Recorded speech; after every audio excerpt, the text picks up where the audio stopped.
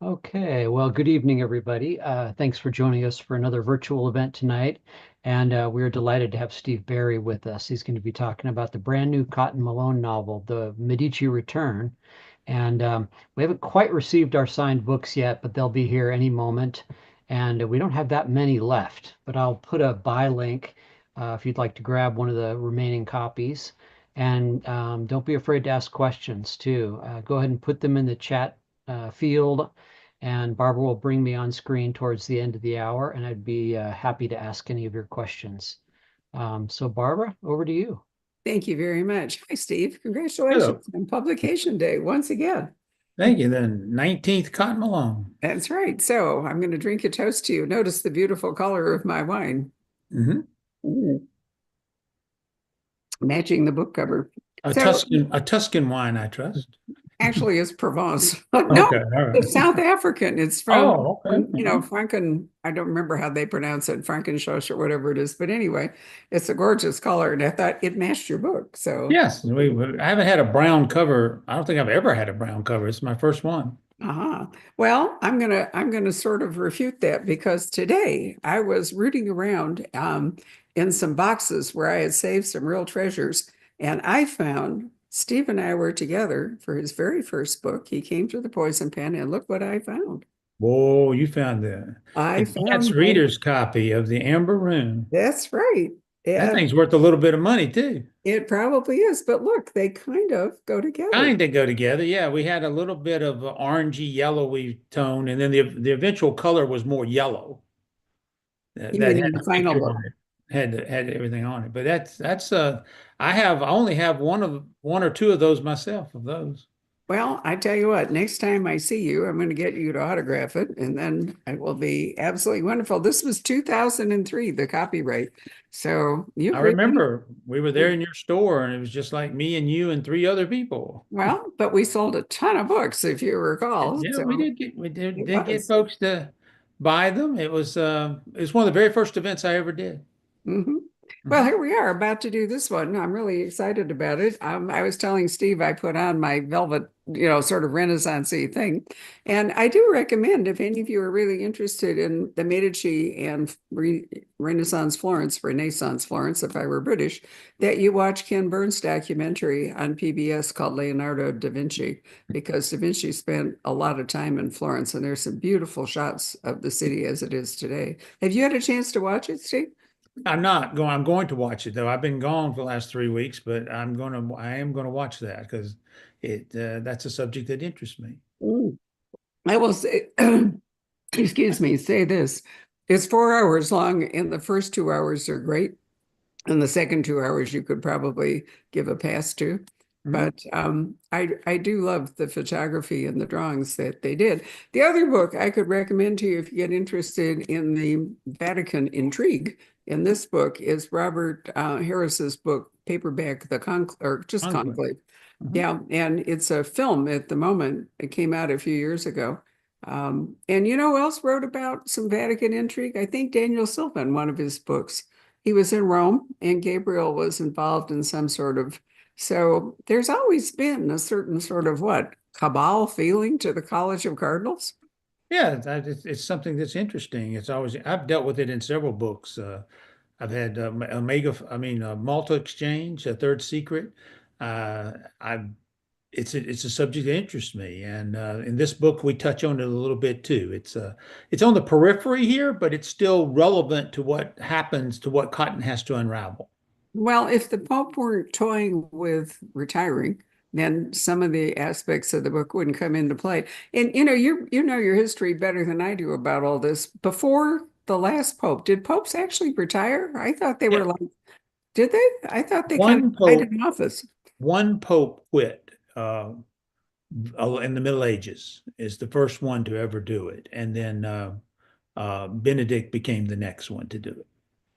Okay. So it Well, has happened, yes. yeah, I didn't think it was frequent. The other interesting thing about popes, which has nothing to do with this book at all, is my understanding is that when they die, there's never any autopsy No, involved. Wasn't that part of the controversy that ran around the death of, was it the successor to John the 23rd? died. No, John. It was John Paul the First that came after uh, um, after Pope Paul died. So John Paul the First. There was a lot of controversy because they did not autopsy his body, but that is not a standard practice in the Vatican. They are not subject to any law because they're a country unto themselves, so they can pretty much do whatever they want. So it's just not done. No, I didn't think so.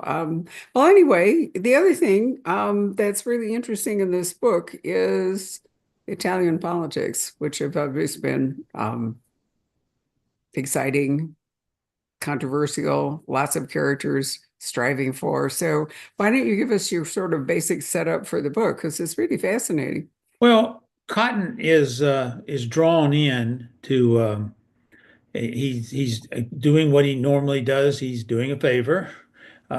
Stephanie Nell has asked him to go check something out, and just a little sneak and peek and take a look, which turns into something much, much more. And then he begins to realize it's even more than he first thought it was. And so he gets caught up in this quest for who's going to be the next prime minister of Italy and who's going to be the next pope. We have two people vying for these positions, and they're both have their own agenda and they're both pushing something. But everything centers around a 500-year-old document that many thought never existed, that was gone. But it's called a Pledge of Christ. It's a sworn, written promise by the Pope to do something. It mainly involved the borrowing of money, is where it mainly involved. And this Pledge of Christ is, most people think it's gone, but it's still out there. But the problem is it's only valuable if there's a Medici around. But the Medici faded out 300 years ago. That family died in 1741. The last one died.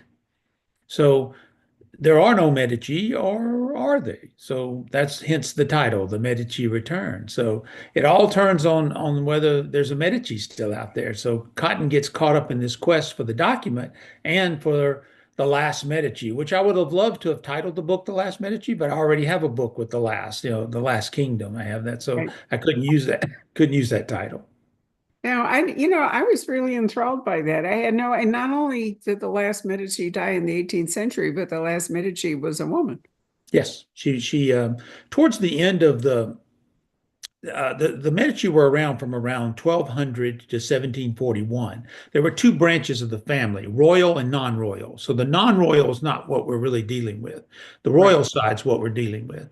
And the Medici ruled Florence until the early part of the 16th century, when they got the Pope to declare them a duchy. So Tuscany became its own duchy, and it was ruled by the Duke of Tuscany, who was a Medici.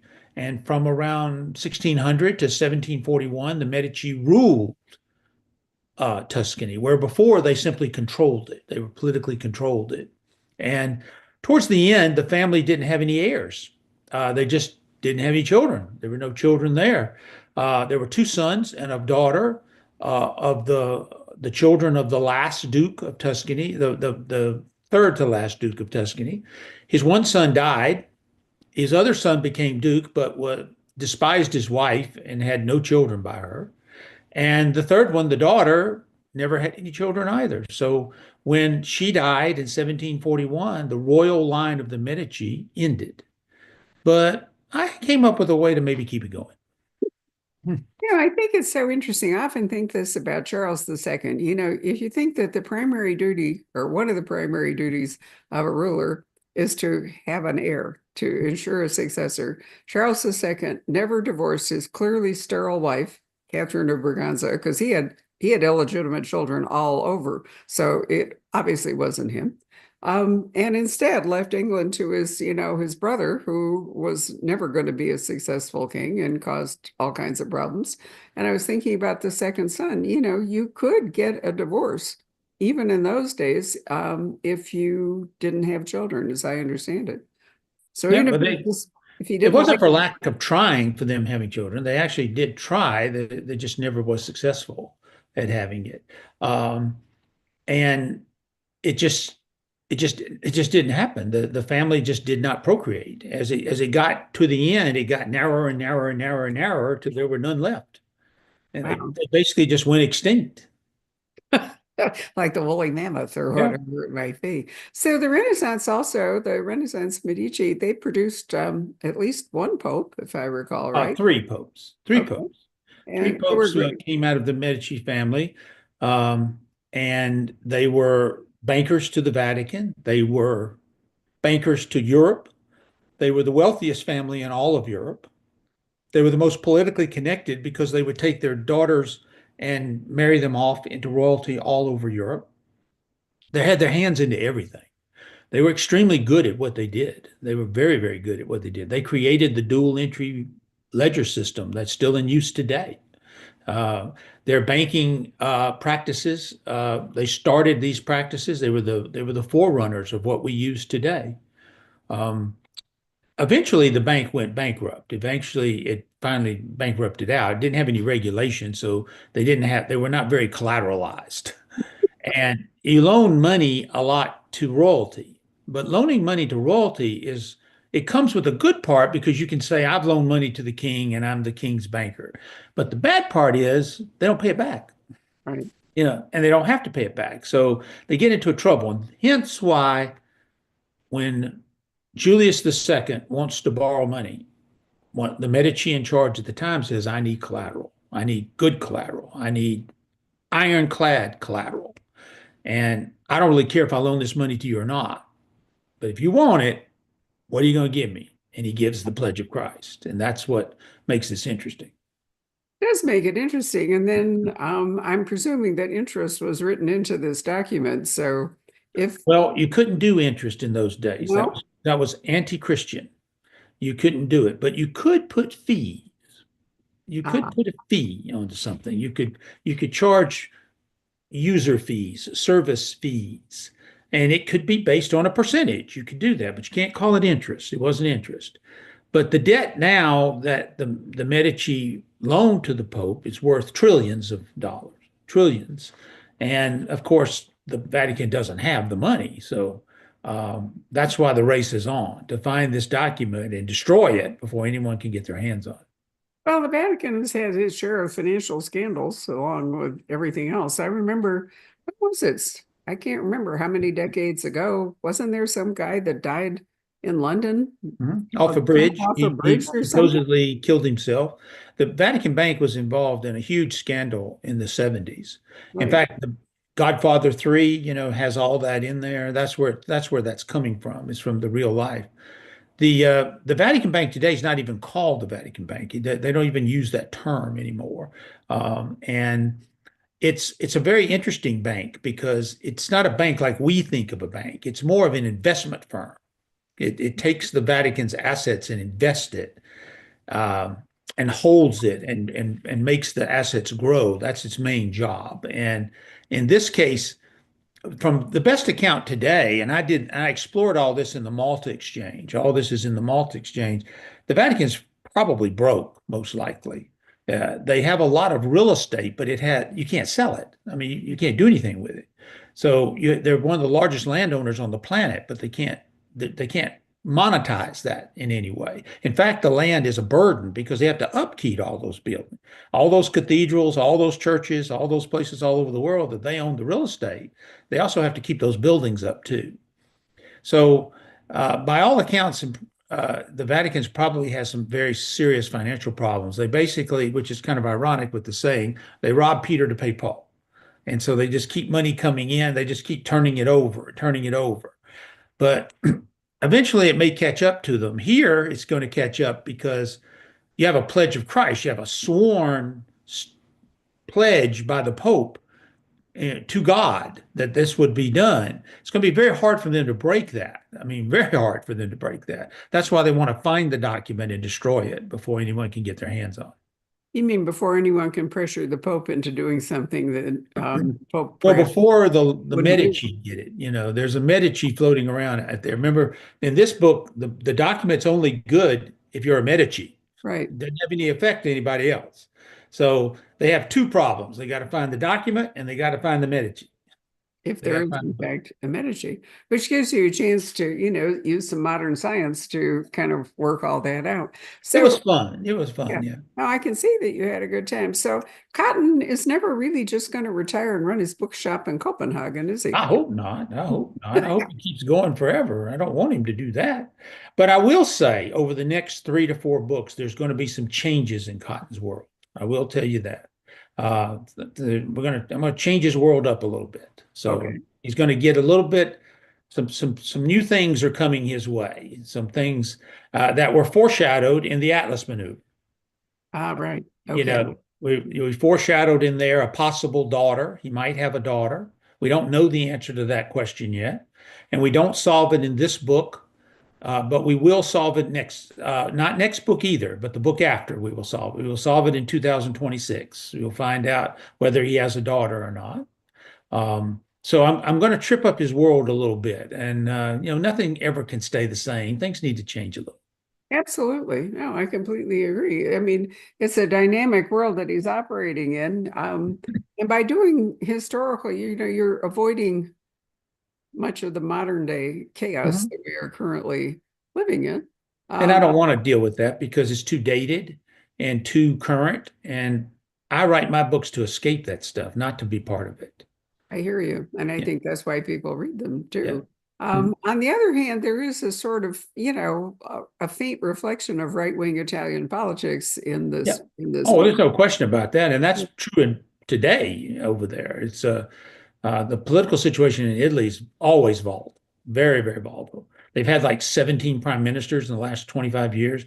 They just don't, it's just really, really, very volatile.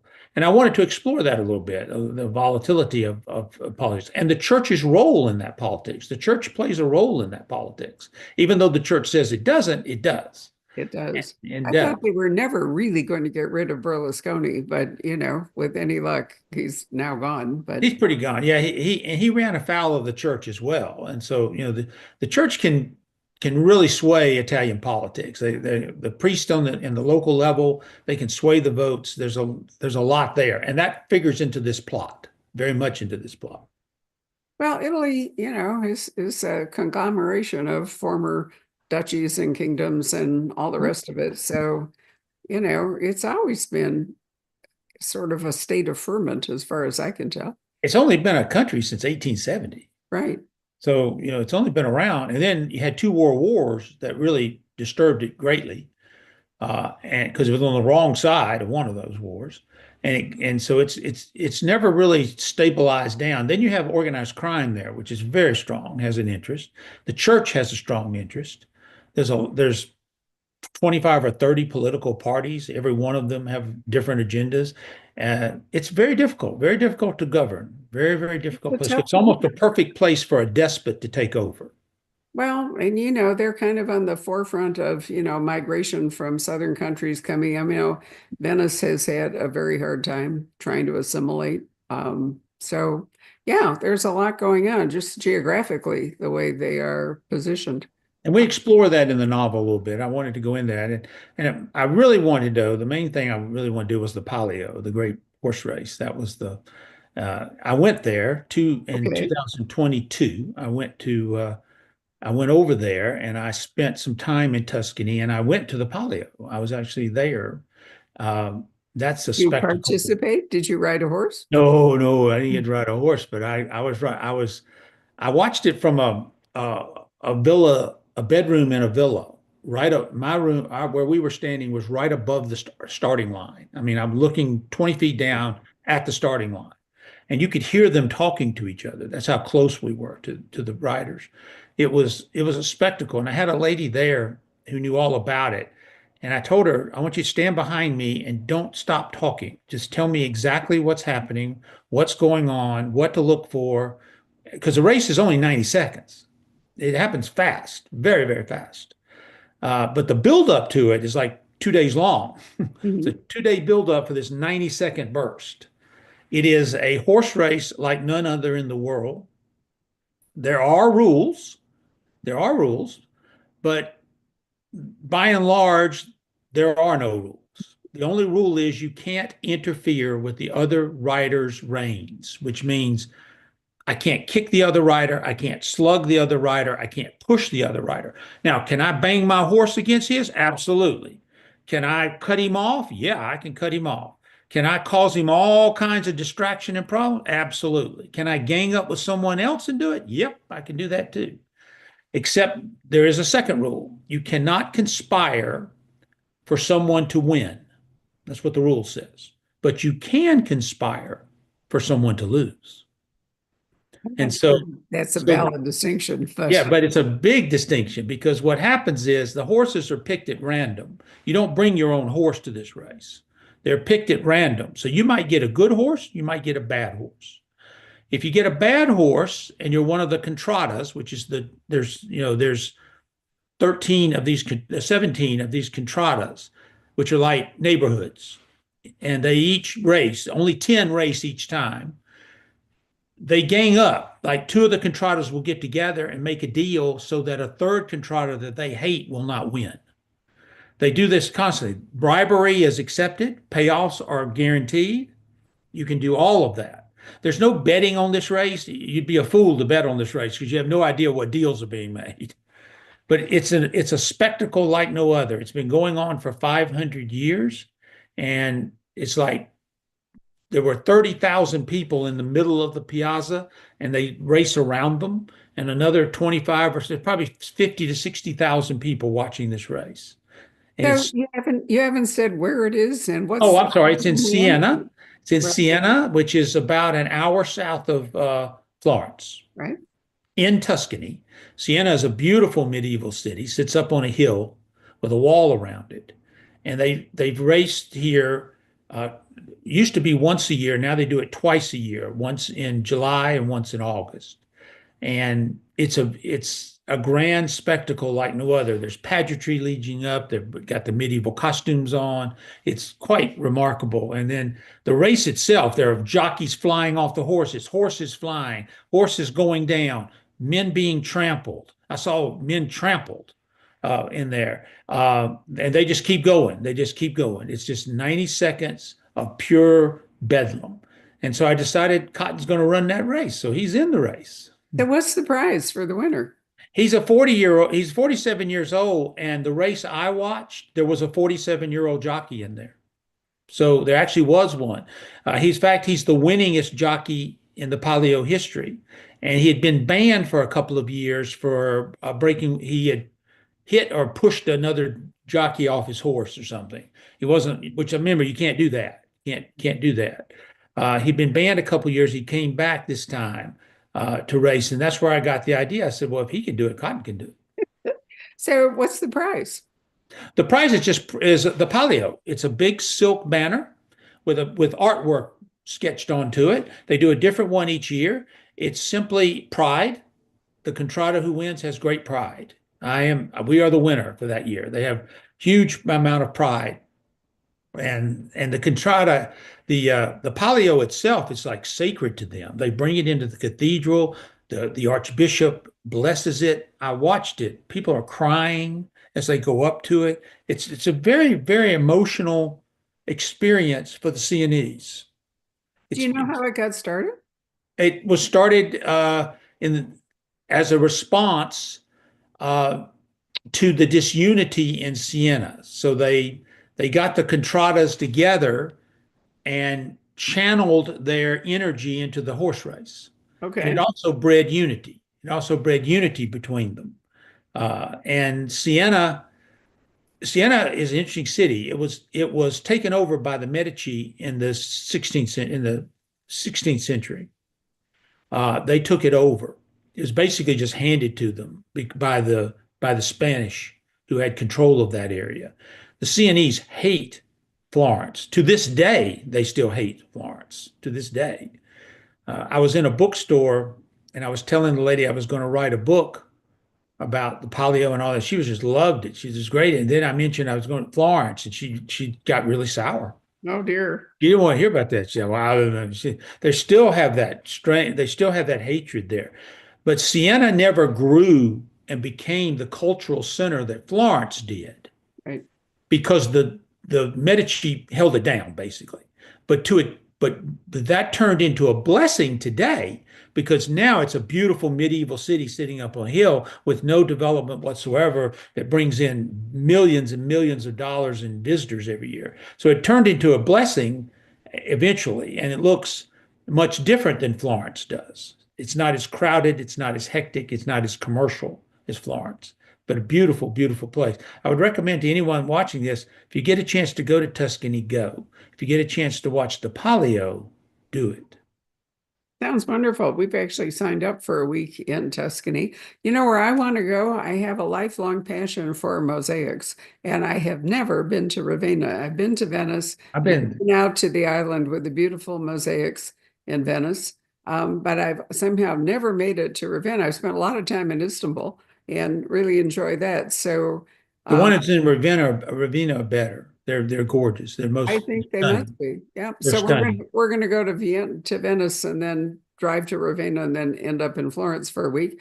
And Ross King, who many of you, if you're watching this, you may have heard of him. He wrote Brunelleschi's Dome and some other um, historical works about Florence and other things, but I got to know him originally because he wrote a couple of really dandy mysteries.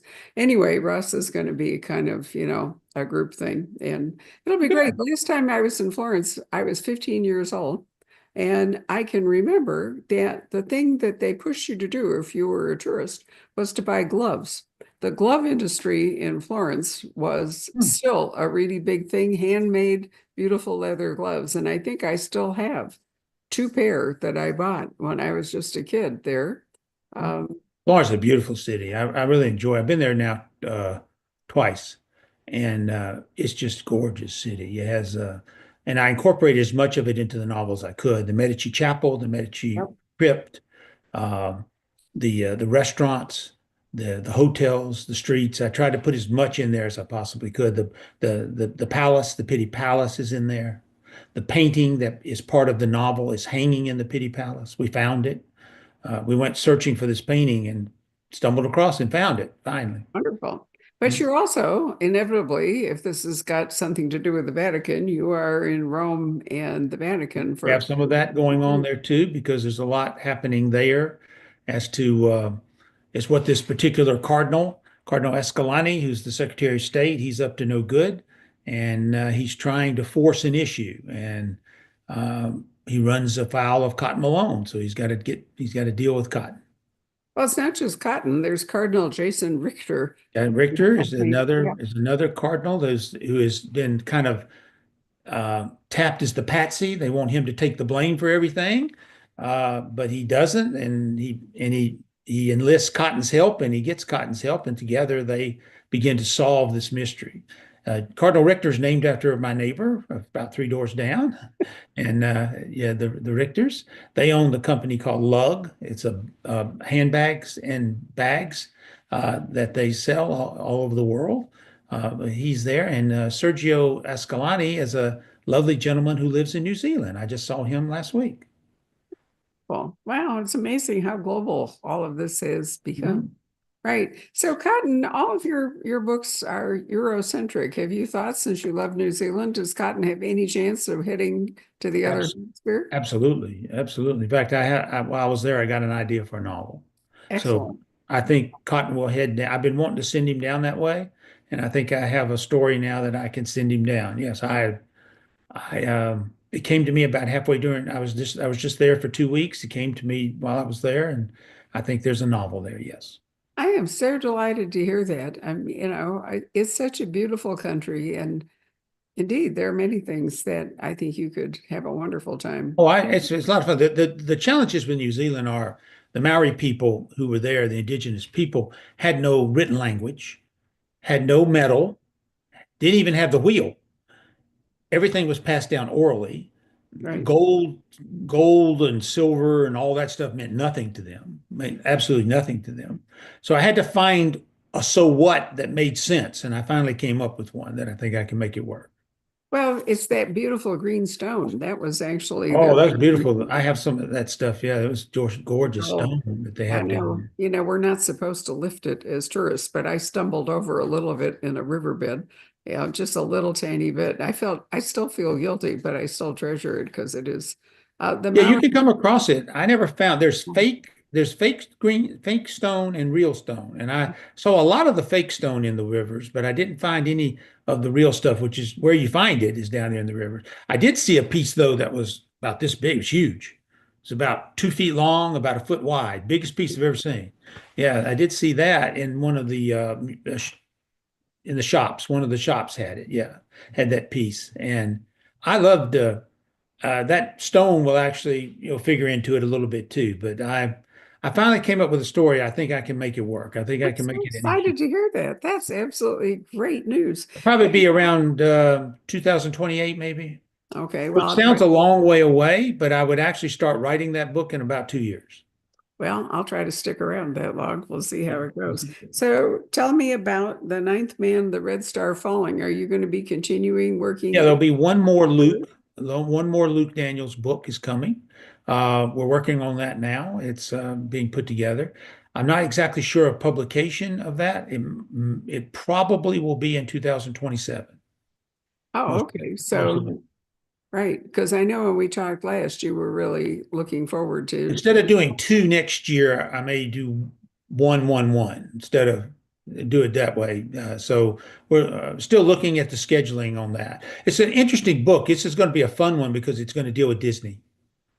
So, Oh, yeah, Luke Daniels is going to get hooked up with something that involves Walt Disney. how So fun. it's going to be a fun story, and I want to get it right. So it's going to take a little time to sit down and get this right. Are you looking at the Florida Disney or? Yeah, Walt Disney World would be the connection. Yeah, after Disney had died, but there's something. Walt Disney went to South America in the early 1940s on a special goodwill trip. That he also had an ulterior purpose on that trip that a lot of people don't know about. That is true. And so that's going to all weave into the novel. Oh, you're going to have such a good time with all that. Yeah, it's Love it. fun. Yeah, it is fun. Patrick, do you want to come and see if we have questions from the audience? I love the way Patrick reappears. This is our way, this is our security, so we don't have people who end up trolling us while we're talking. Oh, okay. That's the That's reason true. Patrick is the person doing the questions. Well, yeah, let's see here. Somebody asked again, what is the name of the race that you're referring to? The Palio, Palio, Palio. It's in Siena, Italy, twice a year. You can look it up. It's easy to find. There's videos of the race online too. You can actually watch the races. That's great. There are a couple questions about, and I'm sure you answer these all the time, but people are really curious about your writing process and Mhm. how you get the words out every day, and do you have a rituals and a schedule, things like Well, I that. work in this room here behind me that you see. This is my office. And I come up here about 6:30 to 7 o'clock every morning. I work to about 11, take about an hour off, go to about 2:30 in the afternoon. Then I've about had enough. About 6 or 7 hours is about all my brain can take. And then I do research in the afternoons and get ready for the next day. And so that process goes on. Try to do 1,000 words a day, 5 days a week. If I want to work on the weekends, I will. But if I don't feel bad about it. But during the week, I have to work every day. So it takes me a year to write the novel. It takes me 18 months from start to finish with the novel, with including the research and writing. So it's a laborious process. I've been doing that now for 35 years. So other than during COVID, you always make a point of going to the locations of I the do. books you're going to write, I don't do. And you? even the books during COVID, I had already been to those locations, Right.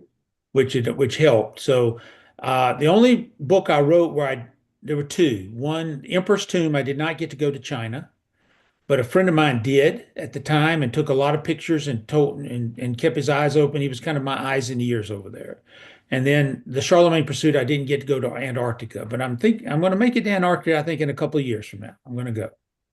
Well, one way you can go is from New Zealand.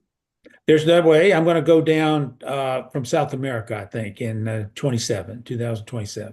It's a wonderful trip. We did that years and years ago, and I still remember it. My one regret is that we didn't take the actual time to go to Iguazu Falls when we were there, which is a magnificent waterfall complex in Argentina and Brazil.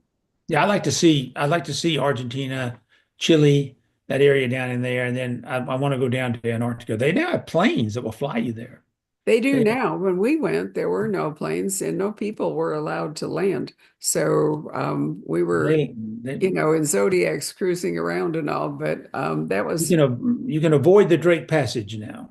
yes. Well, we went across the Drake Passage on a ship that lost a stabilizer, and there was a typhoon, and we ended up hiding behind Elephant Island, and everyone was reading Endurance, the book about Shackleton and Yeah, his little right. expedition. So we're all there huddled up, in the ship, hoping nothing terrible will happen, reading Endurance and wondering if we could make it on the island if we had to I'm going to probably do leave the the Drake ship. Passage just to say I did it. I want to do it. Well, I did it back and forth. It was, Some call it, you never know what you get. You might get the Drake Lake or you yeah. might get the Drake Passage. You get, sometimes it's flatted perfect. The second time we did it, it was fine. Yeah. So you're right. It could Yeah. go either way. And besides, it's really exciting to also sail around Cape Horn. I know. I'm going to do it. I'm Yep. going to do the Yeah. passage. Yeah. Anyway, sorry, Patrick. Back That's to you. okay. We Yeah, digress. We digress. yeah. I'm sorry if you've already talked about this and I missed it. It says Dan would like to know, several months ago it was reported that Amazon would be developing a Cotton Malone series. Is there any update on that? There he is. We got down to the green light decision and Amazon passed. Yeah, we had a writer, producer, showrunner, and a script. And the next decision was go or no go, and Amazon said no. So I'm afraid it didn't make it. Was it the expense of Probably, if I had to travel? guess, yeah. But they Yeah, knew that when they probably. bought it. I think it was the success of their other series. They've got Cross, Bosch, um, Reacher. They're doing very well with those shows, and the production costs on those shows aren't even in the ball game of what it would cost for mine. So Yeah. I think you may have had a decision but they bought it. They bought all the books and everything. The producers are still taking it out now for to see if some other studios might be interested in it. Well, it certainly could be, but over the years, historical fiction, except the British, who seem to be able to bring off Agatha Christie and other, they seem to have everything there that they need. But historical fiction has been notoriously difficult to. They just don't.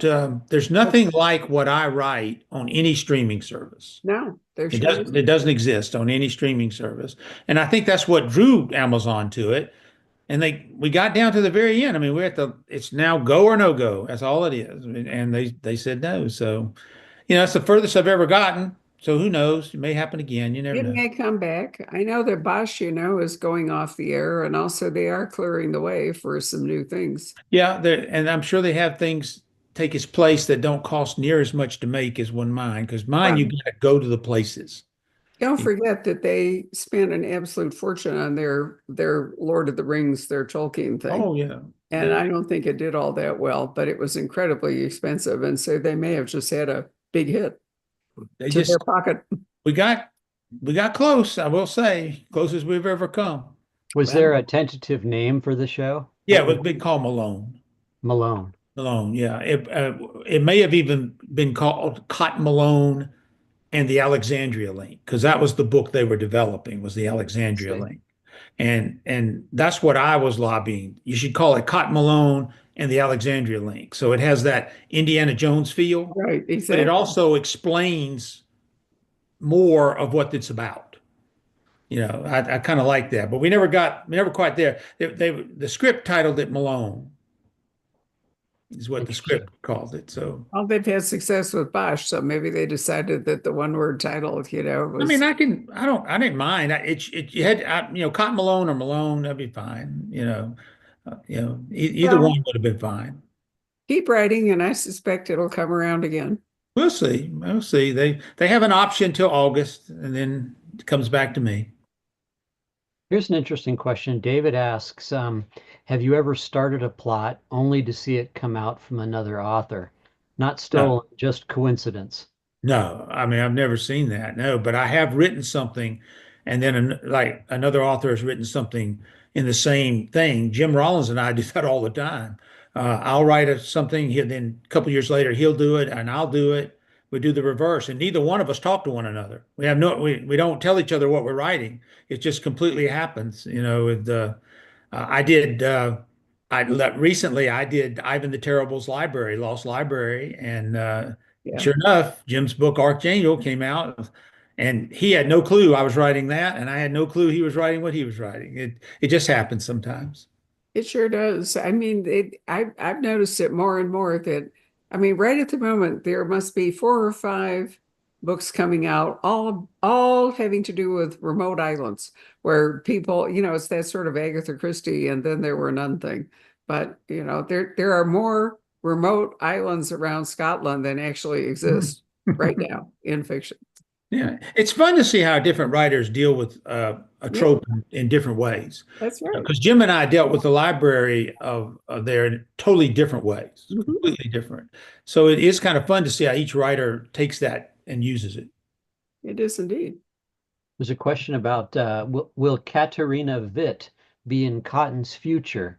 How about a book of her own? Well, yeah, it's Cassiopeia, and she has 4 novellas that MJ Rose and I wrote together that are out there now that you can download and read. So put those together and you get a whole book actually between those novellas. Will she get her own book one day? I don't know, but I won't say no. But you never know. She would certainly is worthy of having her own book, absolutely. But she will be in Cotton's future, absolutely, yes. What about Stephanie Nell? She's in this book, at least. She's in this book. She is, and she's here, and she's part of Cotton's world. Um, there are other people part of Cotton's world. I will say though, over the next 3 to 4 books, there's going to be some changes in Cotton's world. Yeah, So Cotton's world is going to kind of upend a little bit, and his world's not going to be quite as stable as it is right now. So there's some things coming. You need to keep it fresh. You can't write the same thing over and over and over again. So we already know Cotton may have a daughter. He may or may not. I haven't decided whether that's going to be a daughter or not. I don't know the answer to that yet. okay. But we're going to deal with that in 2027. You can see that Steve absolutely loves being the god of his own universe. It's Mhm. just wonderful. It's the one thing I have absolute total control over. Absolutely, you really do. Nobody I can am blame the you. I am the czar of his world, and no one argues with. There's only one person that can overrule me, and she's downstairs right now. Right. Yes, Yeah. but you and Liz collaborate so well. I can't imagine that you would ever wind up over. Well, the only thing she would get upset is if I block Cassiopeia out. Okay. She's not so because I was going to eliminate Cassiopeia in the Lincoln myth. I remember Yeah, now. I was going to do it because I wanted Cotton to branch out, and she said, "Ain't happening, ain't no way," and so it did not happen. There's some people that are interested in a little bit more about the Luke Daniels, um, Yeah.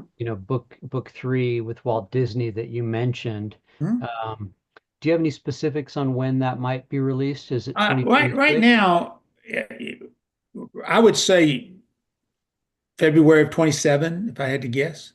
It was going to be in summer of 26, but I think I'm going to push it back to 27 and make that the book that year. Cotton will probably take a vacation that year, and Luke will take his place that year. So that's what we're looking at, Okay. maybe. Even though you're writing the Luke Daniels books with Grant, Hmm? you could um, keep Luke as part of Cotton's world if. Oh yeah, he's going to stay in Cotton's World. He'll come in Right. and out of Cotton's World. Yeah, absolutely. No, he's not going away. I haven't had him in the books recently because he's had his own book for the last couple of Yeah, years.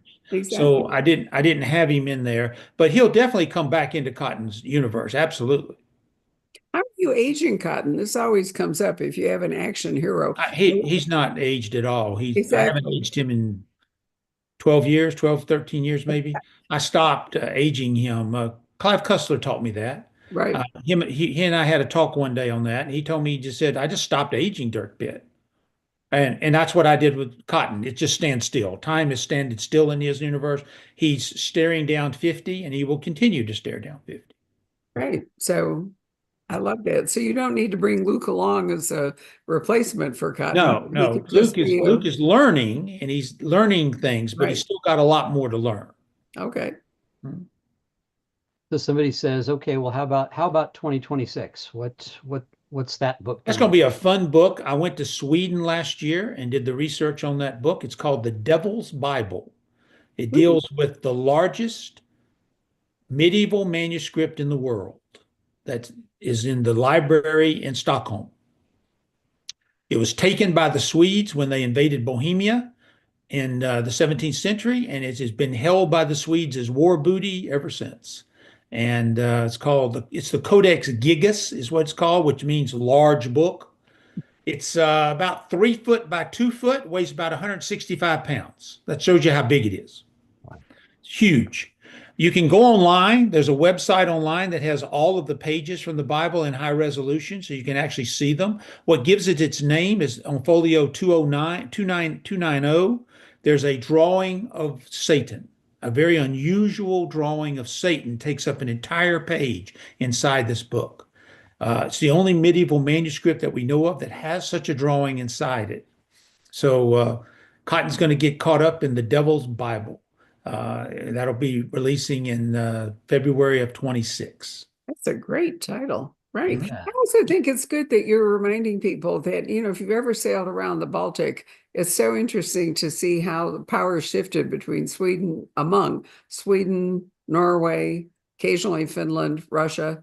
And in the time you're talking about, Sweden was a huge military Huge power, power. huge. The Baltic was like their private lake. Right. They had total control of the Baltic at that time. And they came Huge down power. into Europe, sort of like modern day Vikings and the Oh, whole. the 30 Years' War, they were all over Europe. They went Yep. all down in there. They basically looted Bohemia, stole everything from Rudolph II down there in Prague.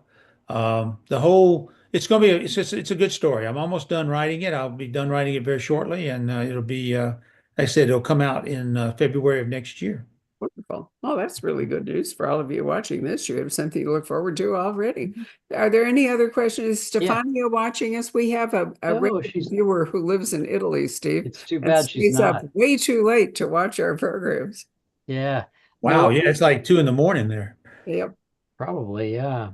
There is a question about, your own reading tastes.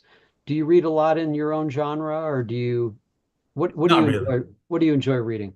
I don't have time to read fiction anymore, unfortunately. I would love to. I read Jim's new book, Jim Rollins's new book, though. I'll read his stuff. I'll read a Cussler book every once in a while. I just don't get to read much in my genre because I'm reading 300 to 400 books to write a novel. And Yeah. so, right lately, I've been reading all about the Devil's Bible in Sweden and all those kinds of things. And then, I'll start working on the next book. So I'm reading that stuff. I don't get to do a whole lot. I'm really looking forward to September the 9th because we have a new Dan Brown book coming. Yes, Uh, we do. on September the 9th, he's got a new book coming out. So finally, after 8 years, he's coming. So he's the king of our genre. So the king is returning with his book. So I'm looking forward to seeing what he does. Were there any books like when you were coming up before you became a writer that were really important to you? Yeah, a lot of books. I mean, Hawaii by Michener was the very first adult fiction book I ever read. So that was extremely important to me. Yeah. I read a lot of fiction before I was published. I mean, I would read 5, 6 books a month. I read a lot of fiction, particularly first fiction, the writer's first book, because I was trying to get published. So I wanted to see where's all that come from? How do they get all that? How did they get published? What did they do right? What did they do wrong? I used to read an enormous amount of thrillers back in those days. So all of that was really, really important to me. I read thrillers as like textbooks, trying to learn from them. So yeah. And before that, I read Hardy Boys.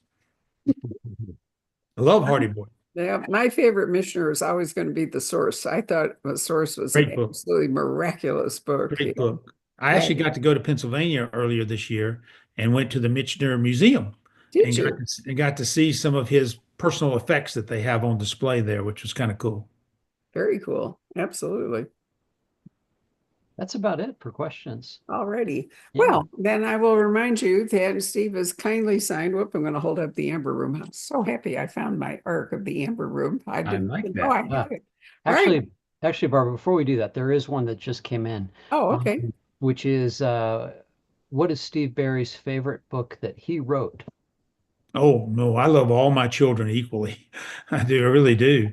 Love all my children equally because each one is very special to me. So it's hard to say my favorite. I will say that if I'm forced to choose, I would choose one in particular, but for a very odd reason. I would choose the Romanov prophecy, and only because I got the idea for the book while I was in Russia. I got the whole plot in about a week, and I wrote it in about 90 to 120 days. I've never had that happen before or since. It was one of those magical books that everything just kind of clicked and came together. And I always remember that experience and saying, wow, this would be great if I could do this all the time. Now it takes me 18 months to put all that stuff together. It's just one of those things. So that one's special to me for that very reason there. But all the books are special in their own way. I will say, though, this summer we have something coming out that Barbara may not even know about. No. We have a second book coming out this summer in July, July the 11th. It's a thriller I wrote 30 years ago. It was the second manuscript I ever wrote in my life. And during COVID, I rewrote it and I updated it and fixed it and made it publishable. It wasn't really publishable 30 years ago. It's a suspense thriller that doesn't deal with history. So it's Steve Berry like you've never read Steve Berry before. And some of it's autobiographical. It deals with a small South Georgia town. It deals with a lawyer in that town. It deals with a company in that town. And it deals with something very unique and deadly that that lawyer gets caught up in. It's called The List, and it will be out July the 11th. It's I've been wanting to publish it for years and years. It was never really ready until 2020, and then Grand Central said they do it. So it's coming then. It's very special. That story, to go back to the question I just got asked, is very special to me because it's kind of autobiographical. And it was the second book I ever wrote in my life. So, and I didn't change much of the story when I rewrote it. I just changed how it was presented, putting 30 years of learning into it. So it's called The List, and I hope people are going to like it. If you like Grisham, Harlan Coben, and David Baldacci, you're going to love this book. Well, that's really good news. So when you said the second book you ever wrote, is The Amber Room the first book you got published, but is it the first book you wrote? Fourth book I wrote. Okay. So Fourth manuscript I ever wrote. First book published, though. You're right. Yeah. So if this was the fourth book and you're talking about that book, where are the missing two? The number one, the first book will never probably make it. It may be one day. I don't know. It's a legal thriller. It is poorly written. It needs to be rewritten. The List was number two. The third book really got incorporated into all the other novels. I just stole a whole bunch of stuff out of it and used it all over the place. The fourth book was The Amber Room. The fifth book was Romanoff. The sixth book was Third Secret. The seventh book didn't make it, but it became The Tudor Plot, which is a novella that's out that you can get. And then the eighth book became The Kaiser's Web. So a lot of them got published. A lot of them made it and got published, which is quite remarkable. That it took time and took a long years, but they eventually did it. And those that didn't, I just stole the scenes out of them and used them all over the place. Of course you did. I mean, nothing's ever wasted if you're a writer, No. You can still use that stuff. And I may rewrite the first book one day. It's a really, really good story. Again, somewhat autobiographical. And I may sit down and write it one day. I always said I'd never write a legal thriller, but no, we can't say never. Well, David Baldacci last April wrote his sort of version of To Kill a Mockingbird. So, and now his new book coming up, I think, is British. He's doing something in England. So I think it's great that all of you guys are, doing different things. I'd like to do it. I have a sci-fi book that I've written about 15,000 words on that I'd love to finish. It's really not more. It's sci-fi because it deals with something in that genre, but it's really a thriller. Okay. It's really a thriller with a little woo-woo. We call it woo, a little woo-woo in it. And I would love to finish that story and write that one today. You get to a point after you do this for so long, you want to try some different stuff. Of course you do. I mean, your enemy doing that is just time. Time and money, because that too. You got to make a living. So yeah. Well, anyway, we are so fortunate that we do have, in fact, the Medici Return. I got it here. Watching this, who have ever not somehow or other missed the Amber Room, do not do that. I thought when Steve wrote the Amber Room and then the Romanov prophecy that maybe he was going to stick to Russia for his, thrillers, but then fortunately he broadened out. But writing about Russia today would be a real challenge, wouldn't it? Well, that's what we did in Red Star Falling with Luke Daniels. We Yep. set the whole book in Russia, and it was a challenge to do it, but we wanted to give the reader a full feel of Russia, right? Of what it's like. There's places in Russia I never knew, which was really cool. I got to meet those places. Great. Well, thank you all very much for joining us. And as I started to say, Steve has signed the Medici Return, and they are currently in transit to us. Probably won't make it till Friday or possibly Tuesday because the holiday over the weekend will slow that down. And we have maybe a couple dozen left. So if you're interested in it, I recommend that you contact the store and grab one while you can. And again, if you missed the Amber Room, I would recommend starting over. I would too. It's a good story. Yep, it really is. So thank you, Steve. It's always a pleasure to talk to you. Thank you all very much for joining us tonight. And once again, congratulations on another publication day. Thank you. And we'll see you in July. We'll with the list, we'll have a talk about that. I will really look forward to that. It'll be great. Thank you, All right. Steve. Good night, everybody.